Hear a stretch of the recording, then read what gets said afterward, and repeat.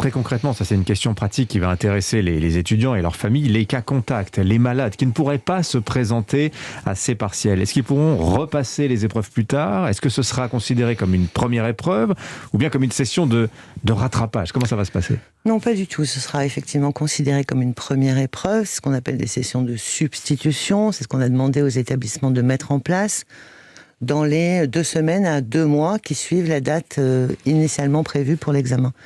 Ça concerne essentiellement les étudiants qui sont positifs, puisque je vous rappelle que les règles ont évolué dans la définition des cas contacts, et que lorsqu'on est complètement vacciné et négatif, on peut néanmoins participer aux examens ou aux cours d'ailleurs. Oui, sachant que les universités n'ont pas le droit de vérifier le statut vaccinal des étudiants, qu'un texte est en préparation avec l'introduction d'un pass vaccinal, est-ce que ça va être appliqué à l'université? Faudra-t-il être doublement, triplement vacciné pour pouvoir se présenter à ces examens en présentiel, de Frédérique Vidal? Non, ni le pass sanitaire ne s'est jamais appliqué pour les examens ou pour les enseignements. Il s'est appliqué au sein des universités uniquement pour des événements festifs ou des manifestations n'ayant rien à voir avec l'enseignement. Ce sera la même chose pour le pass vaccinal.